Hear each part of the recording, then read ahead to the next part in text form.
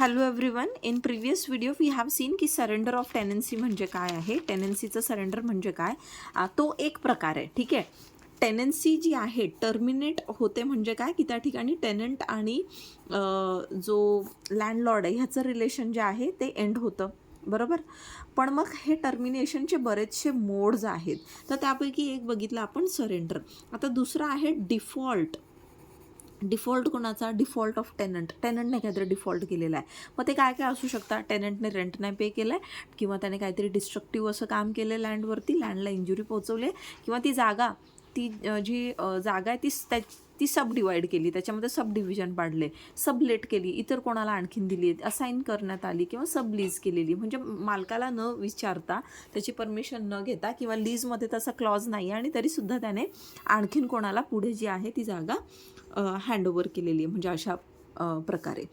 किंवा failure to cultivate land personally, त्याने त्या ठिकाणी स्वतःहून कल्टिवेशन जे आहे ते केलेलं नाही, किंवा त्या ॲग्रिकल्चरल जागेचा जो वापर आहे तो इतर कुठल्या तरी नॉन ॲग्रिकल्चरल पर्पजसाठी केलेला आहे. मग आता हेच सगळे ग्राउंड्स जे आता आपण सिनॉप्सिसमध्ये बघितलं ना, हे कुठं दिलेलं आहे आपल्याला? ह्या ॲक्टच्या सेक्शन 14मध्ये काय आहे? Grounds for termination of tenancy for default of tenant, ह्या हेडिंगखाली. ठीक आहे. तर मग आता याच्यासाठी प्रोसिजर काय असते बरं? तर इथे बघा, तुम्हाला हे SP पठाणमध्ये इथे ऑलरेडी सगळी समरी दिली आहे, but we need to see this procedure in detail. ही जी प्रोसिजर आहे याचीच एक समरी ऑलरेडी इथे सुरुवातीला त्यांनी दिली आहे की फेल्युअर टू पे रेंट. समजा एखाद्या टेनंटने रेंट जे आहे ते पे केलं नाही, कधी की कुठलं जे एखादं वर्ष आहे त्या वर्षामध्ये जे एक रेव्हेन्यू इयर असतं ना, म्हणजे त्या रेव्हेन्यू इयरमध्ये त्याने 31 मेच्या आत जर रेंट पे केलेलं नसेल, तर मग लँडलॉर्ड काय करणार? त्याला नोटीस पाठवणार. ठीक आहे. कशासाठी? डिमांड करणार, जी थकबाकी असेल ना, अमाऊंट ड्यू आहे त्याची. मग नोटीस दिल्यानंतर जर त्या ठिकाणी 3 महिन्यांच्या आत टेनंटने पे केलं नाही आहे, whatever arrears are there, if tenant has failed to pay, किती? नोटीसपासून 3 महिन्यांच्या आत, मग लँडलॉर्ड काय करू शकतो? Landlord may prefer an application to Mamlatdar. मग इथे मामलतदारचा अगेन इम्पॉर्टंट रोल आहे. तुम्हाला मामलतदारचा प्रश्न आला की हे पण त्याचे ड्युटीज अँड पॉवर्स तुम्हाला लिहायचे. आपण ऑलरेडी मामलतदार चा जो मॉड्यूल आहे त्याच्यामध्ये तर बघितलं आहे, बट इथे सुद्धा जे प्रोव्हिजन्स दिले हे प्रोव्हिजन्ससुद्धा तुम्हाला लिहून यायचे. मग मामलतदार काय करणार? त्या ठिकाणी टेनंटला बोलवणार आणि टेनंटला काय सांगणार की तू जे आहे लँडलॉर्डला, आता हे जे कॉस्ट ऑफ प्रोसिडिंग आहे ना, आता लँडलॉर्डने काय केलं आहे? मामलतदारला ॲप्लिकेशन लिहिलं आहे, तर मग त्या ठिकाणी प्रोसिडिंगचे कॉस्ट असतात ना, तर ते कॉस्ट ऑफ प्रोसिडिंग प्लस जी थकबाकी आहे, म्हणजे whatever arrears are there, हे 3 महिन्यांच्या आत जे आहे ते पे करायचे, असं मामलतदार कोणाला सांगणार? टेनंटला. आता टेनंटने जर ते कंप्लाय केलं तर मग त्याची टेनन्सी टर्मिनेट होत नाही, म्हणजे त्याचा टेनन्सीचा राईट जो आहे तो रिस्टोर केला जातो. पण मग समजा त्याने जर कंप्लायन्स त्या ठिकाणी केलं नाही ह्या गोष्टीचं, म्हणजे अरियर्स जे आहे, जी थक बाकी आहे ती पे केली नाही, जे काही या ठिकाणी सांगितलं आहे कॉस्ट ऑफ प्रोसिडिंग वगैरे, मग मात्र टेनन्सी जी आहे टर्मिनेट होते. समजा या ठिकाणी मामलतदारला असं वाटलं की तो टेनंट जो आहे he is not able to pay rent. Why? Because of the failure of crops. Failure of crops means what? की त्या ठिकाणी अतिवृष्टी झाली, किंवा दुष्काळ पडला, गारपीट झाली, काहीतरी कुठली कीड वगैरे लागली, अशा कुठल्या कारणांमुळे ते पीक जे आहे पिकाचं नुकसान झालं आहे, तर त्यामुळे तो जो टेनंट आहे तो टेनंट रेंट नाही भरू शकत आहे. मग अशा वेळेला मामलतदार काय करणार? ते रिझन्स रेकॉर्ड करणार आणि त्याला म्हणणार की बाबा तुला आणखीन 1 वर्षाचा टाईम देतो मी. ठीक आहे, तू काय कर, आता जे पण अरियर्स आहे, म्हणजे जी पण थकबाकी आहे विथ कॉस्ट ऑफ प्रोसिडिंग्स, ती किती दिवसांमध्ये भर? Within 1 year from the date of order, म्हणजे ज्या दिवसाला मामलतदार ही ऑर्डर पास करतो तिथून 1 वर्षाच्या आत पे कर. मग त्याने समजा आता 1 वर्षाच्या आत त्याने पे केलं तर अगेन त्याची टेनन्सी जी आहे रिस्टोर होणार. पण समजा again he failed to pay the said arrears of the rent and cost of proceeding, मग मात्र his tenancy shall be deemed to be terminated. त्या ठिकाणी असं कन्सिडर केलं जाईल की ती टेनन्सी जी आहे ती आता काय झालेली आहे? टर्मिनेट झालेली आहे. Next is an act which is destructive or permanently injurious to land. आता असं त्याने ॲक्ट केला आहे की त्याच्यामुळे जमिनीला त्या ठिकाणी डॅमेज झाला आहे, इंजुरी झाली आहे, परमनंट तऱ्हाची इंजुरी झालेली आहे. तर मात्र काय, आता बघा ह्या सगळ्याच्या म्हणजे सगळे सर्कमस्टान्सेस, आपण 5 सर्कमस्टान्सेस पाहिले ना, ह्या सगळ्यांमध्ये सेम प्रोसिजर आहे. काय? की त्या ठिकाणी नोटीस देणार, 3 महिन्यांचं नोटीस रायटिंगमध्ये असणार. 3 महिन्याच्या आत जर त्याने त्या ठिकाणी जे काय आहे म्हणजे रेंटसाठी असेल तर रेंट पे करायचं. आता जागेवरती डिस्ट्रक्शन केलं आहे तर मग ते डिस्ट्रक्शन काय करायचं, क्युअर करायचं. म्हणजे जागा जी आहे ती पूर्वीसारखी पुन्हा करायची. त्या ठिकाणी अजून दुसरे जे आहे सबडिव्हिजन सबलेटिंग केलं असेल तर ते सबलेटिंग जे आहे ते विथड्रॉ करायचं. ठीक आहे, असे सगळे आहेत. आणि वेळोवेळी आपल्याला काय करायचं, सेक्शन 29 जो आहे याच्या अंतर्गत मामलतदारला प्रोसिडिंग सेमच आहे. आता तुम्हाला लक्षात येईल की आता सपोज एखाद्या अशा टेनंटने डिस्ट्रक्टिव्ह किंवा परमनंटली इंजुरियस ॲक्ट जो आहे लँडला त्या ठिकाणी केलेला आहे, डॅमेज पोचवलेला आहे, ज्याच्याने त्या जागेची प्रोडक्टिव्हिटी जी आहे तिच्यावरती वाईट परिणाम झाला आहे, म्हणजे affected, it has affected permanently. मग लँडलॉर्ड काय करणार, त्या टेनंटला नोटीस देणार काय की टू क्युअर द डिफेक्ट. तू या ठिकाणी जागेला डॅमेज केला ना, मग तूच क्युअर कर आता. ठीक आहे, तू नुकसान केलं मग तूच त्याचं काय कर, भरपाई कर, म्हणजे त्या जागेला व्यवस्थित कर आधीसारखी.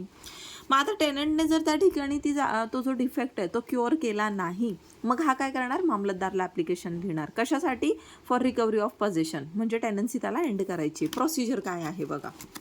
मामलतदार काय करणार, 3 महिन्याचा त्याला नोटीस देणार. कसं देणार, रायटिंगमध्ये देणार की क्युअर कर बाबा तू हा जो काही घोळ घालून ठेवला आहेस तू इथे जागेला, जे काही खराबी नुकसान पोचवलं बेसिकली. मग 3 महिन्याच्या त्याने आत केलं तर ठीक, अदरवाईज मग काय करणार, मामलतदारचा या ठिकाणी रोल येणार.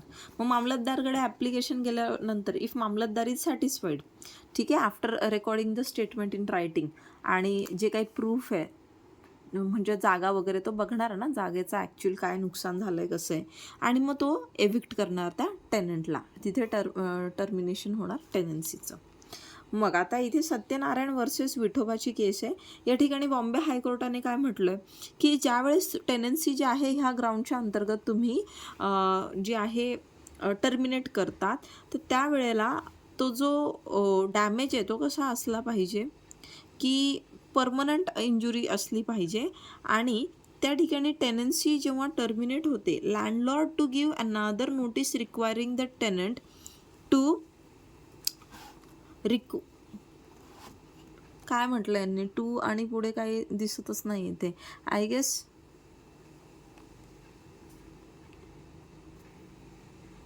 it has to be repair. Okay, repair the injury within 1 year before he applies for possession of land leased. म्हणजे या ठिकाणी काय सांगितलं की त्या ठिकाणी टेनन्सी टर्मिनेट झाली. Okay, after the tenancy is terminated, लँडलॉर्डने काय करायचं, एक नोटीस द्यायचं आहे टेनंटला, काय की ती जी इंजुरी तू केली आहे ना जागेला ती रिपेअर कर. म्हणजे फक्त टर्मिनेशन झालं टेनन्सीचं असं नाही, असं तर मग काही पण नुकसान कोणी करेल आणि चला झाली आहे टर्मिनेट टेनन्सी, तसं नाही. तर त्याला ते जे नुकसान त्याने केलेलं आहे ना ते 1 वर्षाच्या आत मग त्याला काय करायचं असतं, क्युअर करून द्यायचं असतं, रिपेअर करून द्यायचं असतं. Then next is termination of tenancy on the ground of subdivision, subletting की ऑर असाइनमेंट. मग आता सबडिवाइड केली आहे, सबलेट केली आहे, तर त्याच्यासाठी काय प्रोसिजर, अगेन लँडलॉर्ड काय करणार, 3 महिन्याचं नोटीस जे आहे रायटिंगमध्ये देणार. Informing the tenant of his decision to terminate, त्याचा डिसिजन जो आहे तो सांगणार की मी टर्मिनेट करू इच्छितो. आणि within that period the tenant has failed to remedy the breach for which the tenancy is liable to be terminated. मग समजा ह्या 3 महिन्याच्या नोटीस पिरियडमध्ये त्याने ही जी सबलेट केलेली जागा किंवा असाइन केलेली जागा सबलीज केलेली असेल, जर ती जी म्हणजे जे काही सबलेटिंग या ठिकाणी झालं आहे आणखीन कोणाला दिलं आहे, तर त्याने ते सबलेटिंग जे आहे विड्रॉ केलं नाही, तर मग काय होतं, टर्मिनेशन होणार. मग इथे सबलेटिंगमध्ये कोण येत नाही, जर by succession or operation of law नुसार त्या ठिकाणी कोणाकडे ती जमीन गेली आहे, की फॉर एक्झाम्पल हा पर्सन आहे, मग ह्या पर्सनची जे मुलं आहे, ठीक आहे, मग ह्याच्यानंतर मग आता हे त्याला ती जागा जी आहे ती टिल करताय, म्हणजे हे कसतायत त्या जागेला, तर मग हे एक्सेप्शन आहे. ठीक आहे, यांना आपण म्हणणार नाही की सबलेट केलं आहे. किंवा मग 2 मुलं आहे तर 2 मुलांमध्ये त्यांनी डिवाईड केली त्या बापाने जागा, हे जे सब डिव्हिजन झालेलं आहे याला पण आपण एक्सेप्शन दिलेलं आहे इथे. किंवा मग एखादा टेनंट आहे जो जॉईंट फॅमिलीचा मेंबर आहे, त्याचा मृत्यू झाल्यानंतर मग त्याचे सर्वायविंग जॉईंट फॅमिलीचे जे मेंबर्स आहे ते ती जागा कसणार, तर त्यालासुद्धा आपण एक्सेप्शन केलेलं आहेत. So these are the exceptions. Next is failure to cultivate land personally. आता बघा, जागा दिलीच कशाला आहे मुळात, कसण्यासाठी दिली आहे, म्हणजे कल्टिवेशनसाठी दिली आहे. मग आता इथे जर एखादा टेनंट जो आहे, if he is not cultivating the land personally, मग लँडलॉर्ड त्याला अगेन 3 monthsची नोटीस देणार रायटिंगमध्ये, टेनंटला इन्फॉर्म करणार त्याचा डिसिजन कसला, की त्याला टेनन्सी जी आहे ती टर्मिनेट करायची आहे, आणि ग्राउंड्स फॉर सच टर्मिनेशन त्याला सांगणार पण, की का बरं टर्मिनेट करतोय मी, त्याला ते रिझन्स जे आहे ते सांगणार.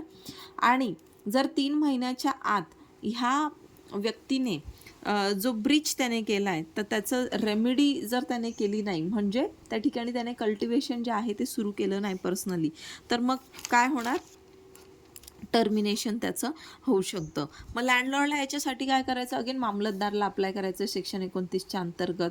कशा करता, for taking possession and application shall be made in such form as may be prescribed and within period of 2 years from the date on which the right to obtain possession of land or dwelling house is deemed to have accrued to tenant, agricultural laborer or artisan. म्हणजे इथे काय आहे, की तो जो landlord आहे त्याला पोझिशनसाठी कधी अप्लाय करायचं असतं, की 2 वर्षांच्या आत. ठीक आहे, 2 वर्षांच्या आत त्याने ते ॲप्लिकेशन जे आहे ते करायचं आहे.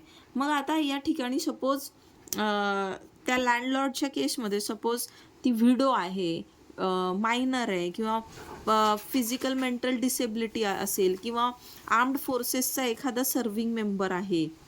मग अशा संदर्भात काय आहे, की ह्यांच्यासाठी की पर्सनल कल्टिवेशन म्हणजे हे लेबर थ्रू जे आहे ते करू शकतात. म्हणजे इथे गरजेचं नाही की ते स्वतः जमीन कसताय. आता पर्सनल कल्टिवेशन जर केलेलं नसेल तर आपल्याला म्हणजे टेनंटला त्या ठिकाणी टर्मिनेट करता येते ना टेनन्सी. मग पर्सनल कल्टिवेशन म्हणजे जर ही फॅमिली आहे, ह्या फॅमिलीला त्या ठिकाणी टेनंट म्हणून ठेवण्यात आलेलं आहे. ठीक आहे, हे टेनंट आहे, तर ही फॅमिली स्वतः शेतावर काम करणार, हे आणखीन कोणाला नाही पुढे हायर करणार आणि त्यांना नाही देणार, सबलेटिंग नाही करणार हे. पण मग जेव्हा टेनंट जो आहे ती एखादी विधवा स्त्री आहे, किंवा मायनर आहे, किंवा आर्म्ड फोर्सेसमधला कोणीतरी सर्विंग पर्सन आहे, तर त्यांच्या बाबतीत जे आहे पर्सनली कल्टिवेट करणं म्हणजे त्यांच्या फॅमिलीचा इतर कुठला पण पर्सन असू शकतो, किंवा त्यांचं कोणी सर्वंट असू शकतो, किंवा कुठले लेबर असू शकतात ज्यांना हायर करण्यात आलेलं आहे. Now use of land for the purpose other than agricultural purpose. ठीक आहे, जर त्या ठिकाणी ॲग्रिकल्चरल पर्पजला सोडून इतर कुठल्या पर्पजसाठी जर जागा यूज केली जात असेल, म्हणजे other than agricultural or allied pursuits म्हटलेलं आहे आता इथे.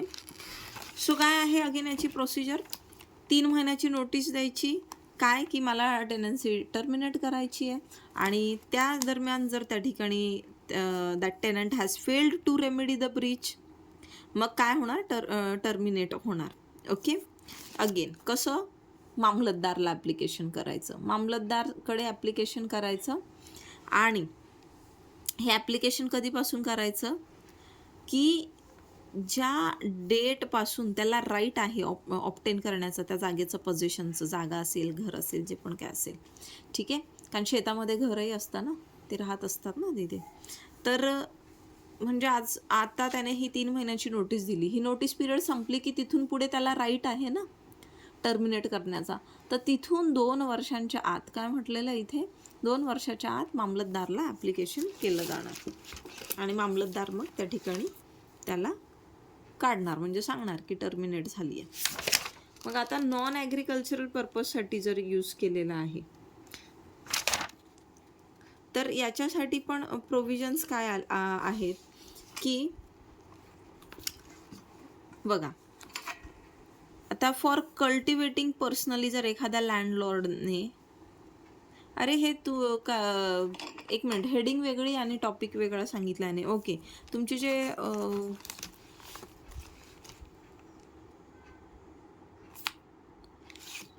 फाईन, इथपर्यंत जे आहे तुमचे प्रोव्हिजन्स हे इथे संपतात. हे जे नेक्स्ट आहे ते आपण वेगळ्या व्हिडिओमध्ये बघू.